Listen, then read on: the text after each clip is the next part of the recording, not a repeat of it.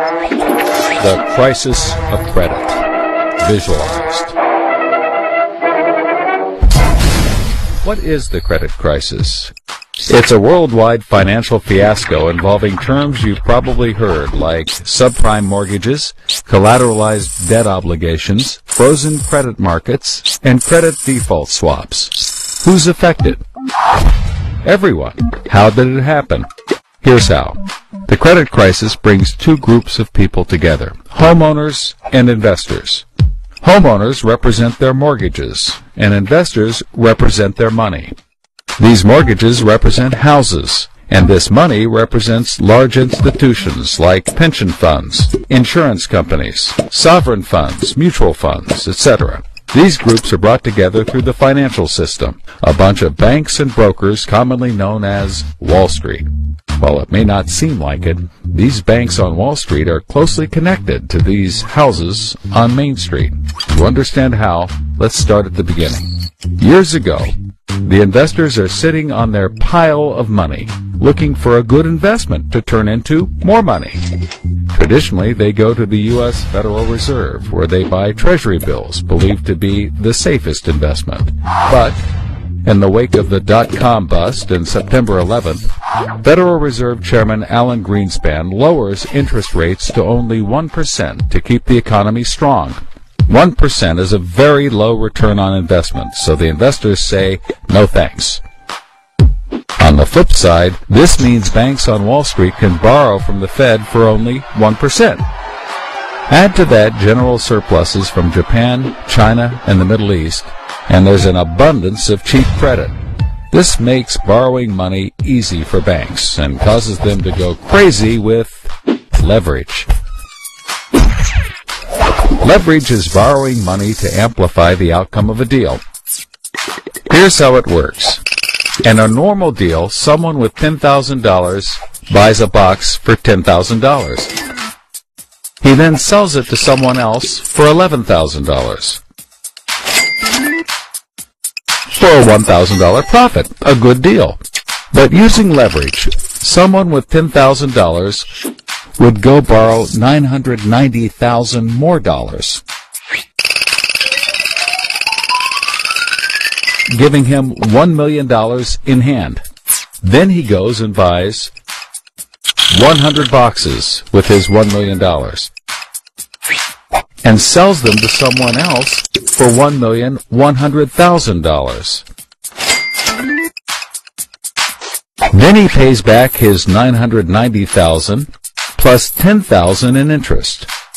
And after his initial $10,000, he's left with a $90,000 profit versus the other guy's $1,000. Leverage turns good deals into great deals. This is a major way banks make their money. So Wall Street takes out a ton of credit, makes great deals, and grows tremendously rich, and then pays it back. The investors see this and want a piece of the action, and this gives Wall Street an idea. They can connect the investors to the homeowners through mortgages. Here's how it works.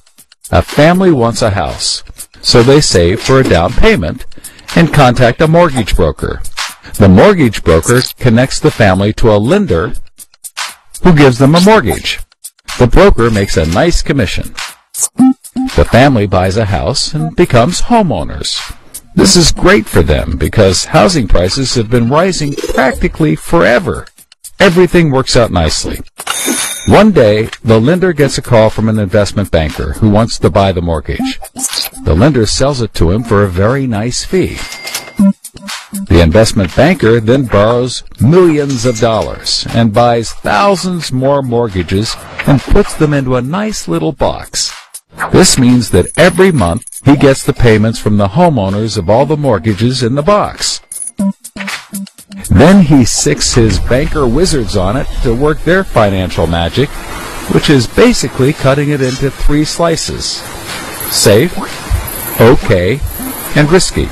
They pack the slices back up in the box and call it a collateralized debt obligation, or CDO. A CDO works like 3 cascading trays. As money comes in, the top tray fills first, then spills over into the middle, and whatever is left into the bottom. The money comes from homeowners paying off their mortgages.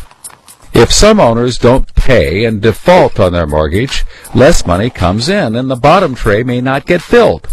This makes the bottom tray riskier, and the top tray safer.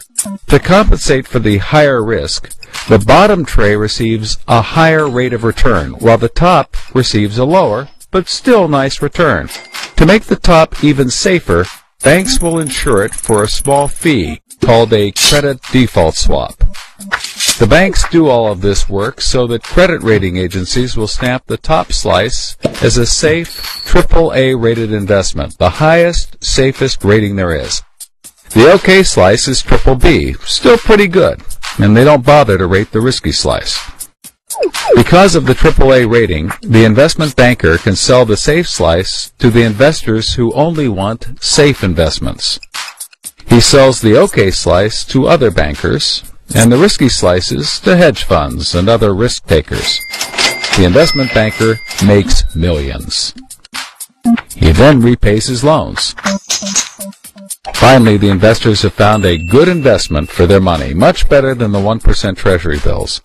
They're so pleased they want more CDO slices. So the investment banker calls up the lender, wanting more mortgages. The lender calls up the broker for more homeowners, but the broker can't find anyone. Everyone that qualifies for a mortgage already has one, but they have an idea.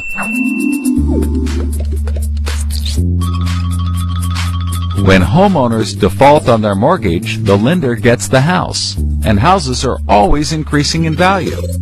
Since they're covered if the homeowners default, lenders can start adding risk to new mortgages, not requiring down payments, no proof of income, no documents at all.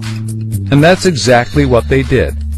So instead of lending to responsible homeowners, called prime mortgages, they started to get some that were, well, less responsible.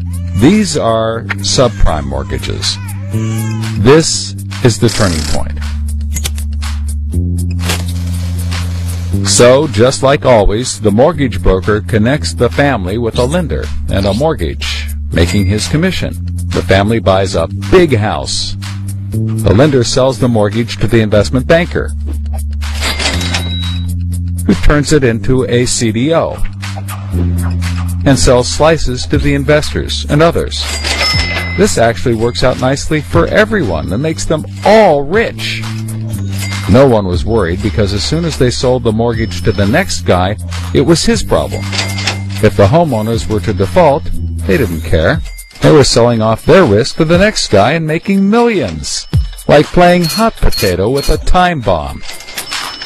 Not surprisingly, the homeowners default on their mortgage, which at this moment is owned by the banker. This means he forecloses and one of his monthly payments turns into a house. No big deal. He puts it up for sale.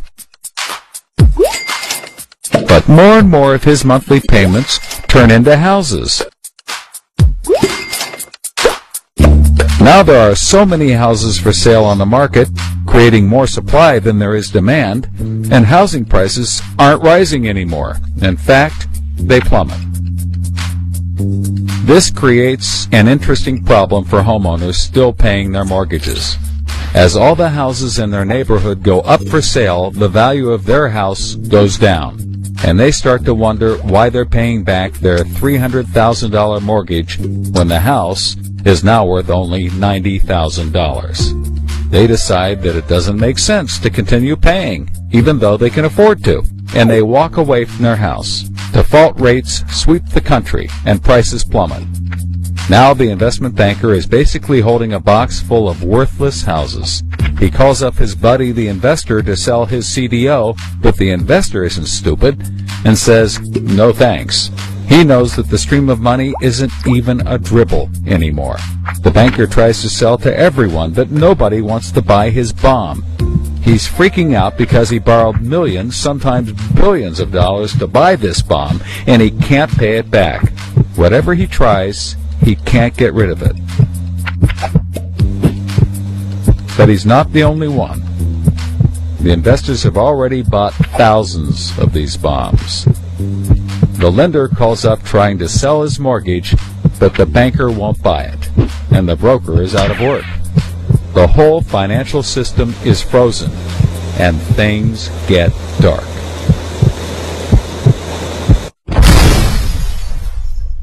Everybody starts going bankrupt. But that's not all. The investor calls up the homeowner and tells him that his investments are worthless. And you can begin to see how the crisis flows in a cycle. Welcome to the crisis of credit.